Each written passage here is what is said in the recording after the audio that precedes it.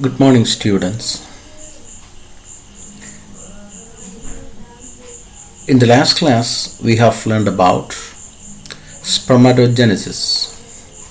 Today, we are going to deal with oogenesis. You know what is oogenesis? Yes, it is the formation of ova from the ovaries. Okay, the formation of sperms from the testis, the seminiferous tubules of the testis, that is called spermatogenesis, that you have already learned. You know its steps, all the phases of spermatogenesis, you know that. Now we are going to learn oogenesis. If you understood the different phases of spermatogenesis, then you don't have any problem in understanding oogenesis. Okay, so let's start the lesson. So here you know that in the ovary, when you take a section of the ovary, there are millions of cells in it. There are millions of cells. In the testis seminiferous tubules, there are the sperm forming cells called primordial germ cells or spermatogonial cells, sperm mother cells. I told it is there. Sperm ഉണ്ടാകുന്ന seminiferous tubules-ൽ sperm ഉണ്ടാകുന്നതിന് വേണ്ടിയുള്ള primordial germ cells ഉള്ളതായിട്ട് നിങ്ങൾ പഠിച്ചു. അതേപോലെ തന്നെ ഓവറിയിൽ ഓവ ഉണ്ടാകാൻ അല്ലെങ്കിൽ എഗ് സെൽസ് ഉണ്ടാകാനുള്ള അതിൻ്റെ പ്രാഥമിക കോശങ്ങൾ അതിനകത്തുണ്ട്, primordial germ cells അതിനകത്തുണ്ട്. Okay, as we have learned in spermatogenesis, the first phase in oogenesis is also the phase of multiplication. Okay, the phase of multiplication, first step. So you just remember about what happens in the multiplication phase of spermatogenesis.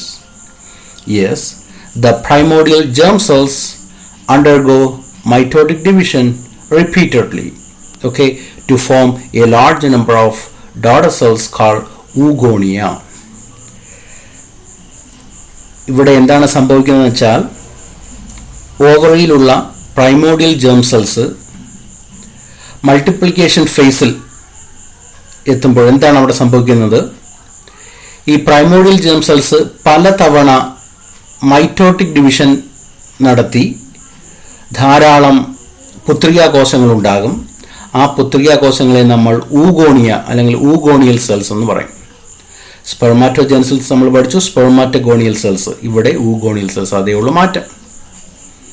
Okay, then what happens? Some of these oogonial cells, you know, millions of oogonial cells will be there in the ovaries. Okay, in each ovary of a female, human female, there are millions of oogonia. ഒരു കാര്യം നിങ്ങൾ മനസ്സിലാക്കണം, ഇതിനകത്ത് millions of oogonia ഉണ്ട്. ഈ oogonia എല്ലാം ഉണ്ടാകുന്നത് എപ്പോഴാണെന്നറിയാമോ? When the female, human female is in the embryonic stage. ഭ്രൂണാവസ്ഥയിൽ ആയിരിക്കുമ്പോൾ തന്നെ ഈ ഊഗോണിയൽ സെൽസ് ഒരു സ്ത്രീയുടെ ജീവിതകാലത്ത് ഉൽപ്പാദിപ്പിക്കപ്പെടാവുന്ന എല്ലാ ഓവത്തിൻ്റെയും എഗ്ഗിൻ്റെയും അണ്ടത്തിൻ്റെയും പ്രൈമോഡിയൽ കോശങ്ങൾ ആയിട്ടുള്ള, അതിൽ നിന്നുണ്ടായിട്ടുള്ള ഊഗോണിയൽ സെൽസ് ഒരു പെൺകുട്ടി ജനിക്കുമ്പോൾ തന്നെ അതിൻ്റെ ഭ്രൂണാവസ്ഥയിൽ തന്നെ അതിലുണ്ടായിരിക്കും. Okay, these oogonial cells are formed even during the embryonic stage. And I have to tell one thing, that no oogonial cells are formed after birth of the female. ആ പെൺകുട്ടി അല്ലെങ്കിൽ ആ യുവതി അല്ലെങ്കിൽ ഫീമെയിൽ ജനിച്ചു കഴിഞ്ഞാൽ ഒരു ഊഗോണിയൽ സെൽസും ഉണ്ടാകുന്നില്ല. അപ്പോൾ ഒരു യുവതിയുടെ ജീവിതകാലത്ത് ഉൽപ്പാദിപ്പിക്കപ്പെടാവുന്ന അണ്ഡകോശങ്ങൾക്ക് വേണ്ടുന്ന ഊഗോണിയൽ സെൽസ് എല്ലാം അത് ജനിക്കുമ്പോൾ തന്നെ അതിൻ്റെ ഓവറിയിലുണ്ട്. മനസ്സിലായല്ലോ? Okay, now what happens is, after birth, some of the oogonial cells undergo growth. Next is the growth phase. You know, in the spermatogenesis, the second phase is growth phase. Like that, here also the oogonial cells undergo a phase of growth, that is called the growth phase, and they grow to form larger sized cells called primary oocyte. അപ്പോൾ എന്താണ് സംഭവിക്കുന്നത്? ഈ ഊഗോണിയൽ cells ഇനി എന്താ അടുത്ത ഘട്ടത്തിലേക്ക് കടക്കാം. അതിനെ ഗ്രോത്ത് ഫേസ് എന്ന് പറയും. ഓക്കെ, വളർച്ചാഘട്ടമാണ്. ആ വളർച്ചാഘട്ടത്തിൽ എന്താണ് സംഭവിക്കുന്നത്? ഈ ഊഗോണിയൽ സെൽസ് അതിൽ ചിലവ എന്ത് ചെയ്യും? വളർന്ന് വലുതാകും, വലിയ കോശങ്ങളായിട്ട് മാറും. Primary oocytes. Okay, here see the formation of mature ovum from ovary is called oogenesis. It starts even during the embryonic development of human female. അപ്പോൾ ഒരു കാര്യം നിങ്ങൾ ഓർക്കണം. In human male, the spermatogenesis happens only after puberty. ഞാനത് പറഞ്ഞാണ് ആ ക്ലാസ്സിൽ അവസാനം. I have mentioned that in during spermatogenesis in human beings, okay, the spermatogenesis starts only after puberty, but oogenesis starts even during the embryonic development of the human female. So it is a difference between spermatogenesis and oogenesis. oogenesisum spermatogenesisum തമ്മിലുള്ള വ്യത്യാസങ്ങളിൽ ഒന്നാണിത്. എന്താണ്? spermatogenesis starts only after puberty, but oogenesis starts even during the embryonic development of human female. Okay, you keep that in mind. മനസ്സിൽ വെച്ചേക്കുക. Now, during the embryonic development, millions of oogonia are formed. No oogonia are formed after birth. Okay, some of the oogonial cells then grow to form primary oocytes. അതാണ് നമ്മളിവിടെ പറഞ്ഞത്. ഈ primary oocyte ആയി ഇരിക്കുകയാണ്. മനസ്സിലായില്ലേ? ഇനി എന്താ ഈ primary oocyte? Now it has to undergo, you have to recollect what happens during the spermatogenesis. What happens there? Primary spermatocyte undergoes is first meiotic division. Yes, here also the primary oocyte undergoes the first meiotic division. Okay, first meiotic division it has to undergo, but this primary oocyte will get into a phase of first meiotic division, that is the prophase 1 of the first meiotic division, and get arrested there. ഈ primary oocyte ഇനി എന്താണ്? അടുത്ത cell ഡിവിഷനായ അടുത്ത stage growth ഫേസിൽ ഏതാ? First meiotic ഡിവിഷനിലേക്ക് പോകണ്ടേ? നമ്മൾ സ്പെർമാറ്റോജെനസിസിൽ പഠിച്ചല്ലോ. അവിടെ ഈ പ്രൈമറി oocyte ഇവിടെ ഇനി it has to undergo the second meiotic division maturation ഫേസിൽ. അവിടെ ഫസ്റ്റ് മിയോട്ടിക് ഡിവിഷനിലേക്ക് അത് കടക്കണം. പക്ഷേ ഊജനസിസിൽ ഓക്കെ, ഓവത്തിന്റെ ഉൽപാദന വേളയിൽ ഈ പ്രൈമറി oocyte ജനന സമയമാകുമ്പോൾ പ്രൈമറി oocyte ഉണ്ട്. Listen up here. at the puberty, at the time of birth, you have seen that at the time of birth there are millions of oogonia, and this oogonia will get converted into primary oocyte. Okay, and this primary oocyte now undergoes its physical growth only. No cell division, no phases of division occurs in that.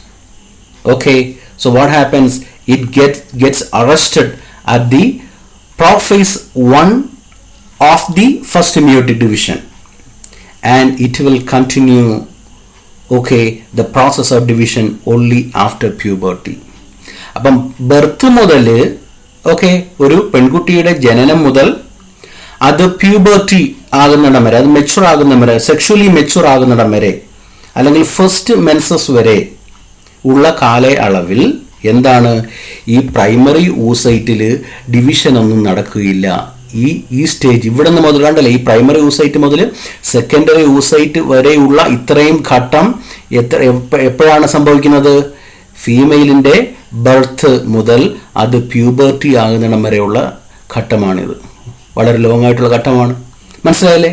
അപ്പോൾ puberty ആയി കഴിഞ്ഞിട്ട് അടുത്ത stage മെച്ചുറേഷൻ്റെ ബാക്കി ഭാഗമുണ്ടാവും. ഇത് എവിടെ വെച്ചാണ് നിന്നിരിക്കുന്നതെന്ന് അറിയാമോ? Prophase 1 of the first meiotic division. ഈ ഡിവിഷന്റെ പ്രോഫേസ് 1 നിങ്ങൾക്കറിയാമല്ലോ.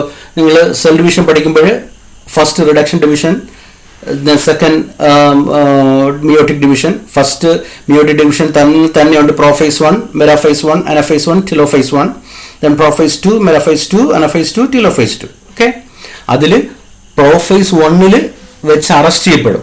പിന്നീട് ബാക്കി നടക്കുന്ന പ്യൂബർട്ടി കഴിഞ്ഞിട്ടേ നടക്കൂ. ഓക്കെ, അപ്പോൾ ഇനി എന്താണ് പിന്നെ അവിടെ സംഭവിക്കുന്നത് നമുക്ക് നോക്കാം. Okay, this. So each primary oocyte gets surrounded by a layer of granulosa cells to form primary follicles.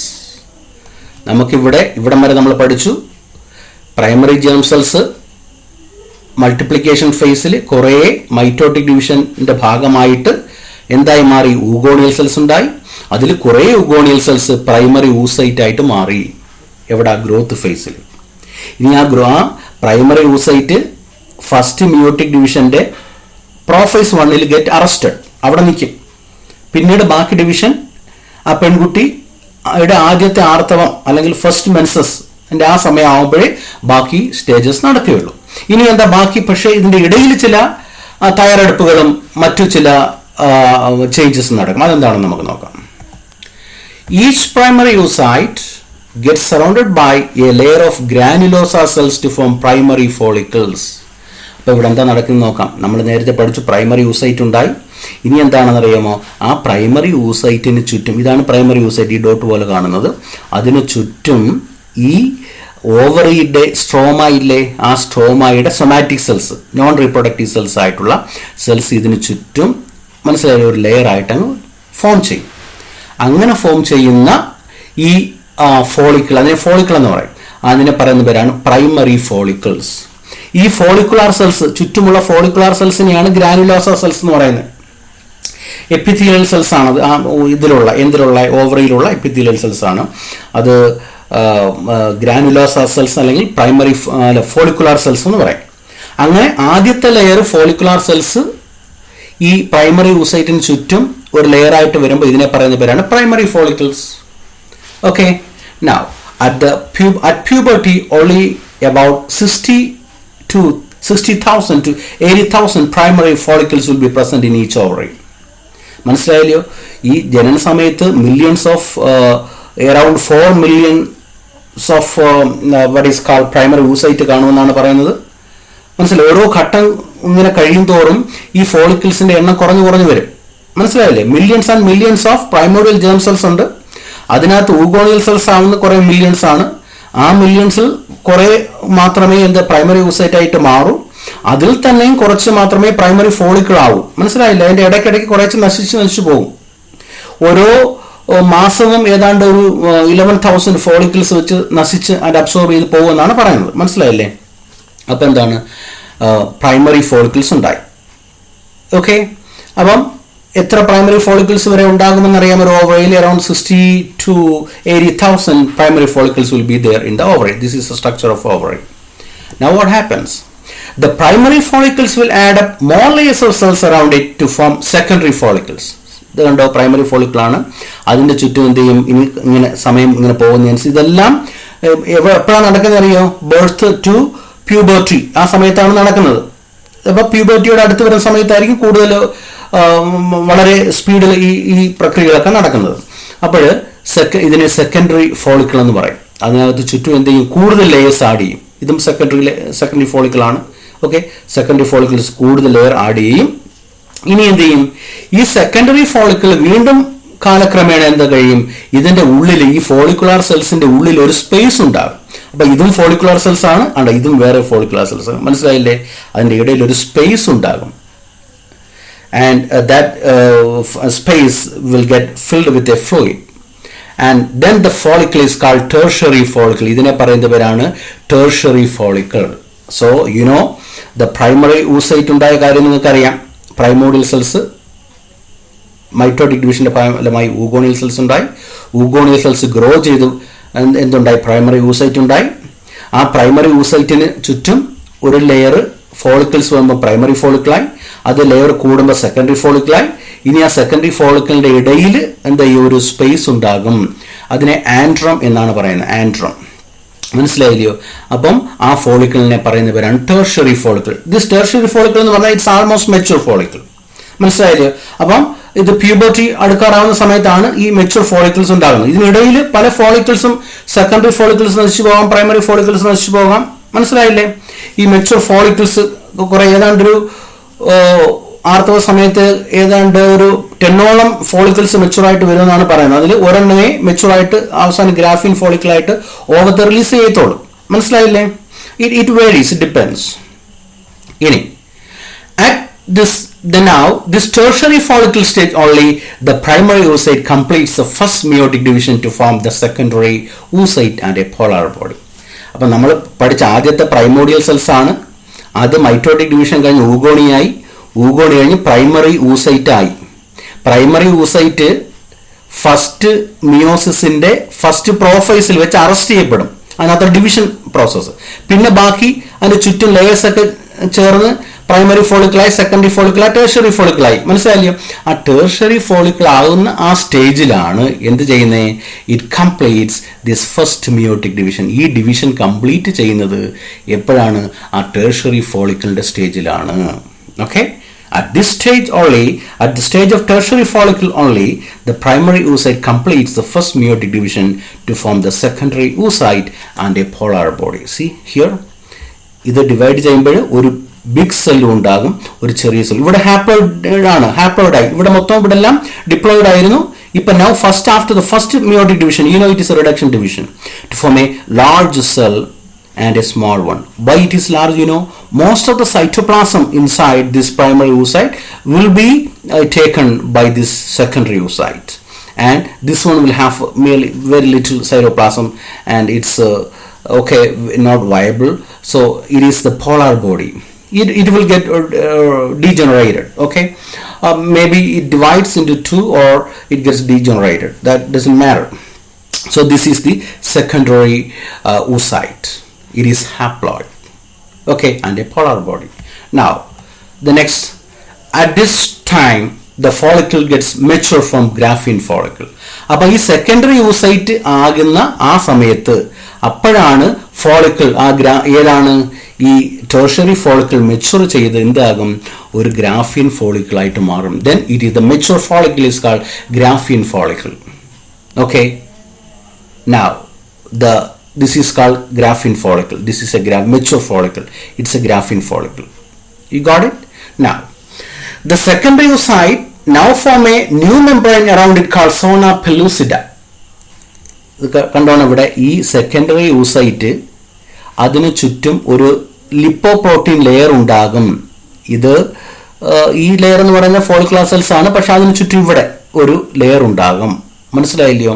And that layer എന്ന് വെച്ചാൽ oocyteനും ഫോളിക്കിൾ സെൽസിനും ഇടയിൽ ഒരു ലിപ്പോപ്രോട്ടീൻ ലെയർ ഉണ്ടാകും.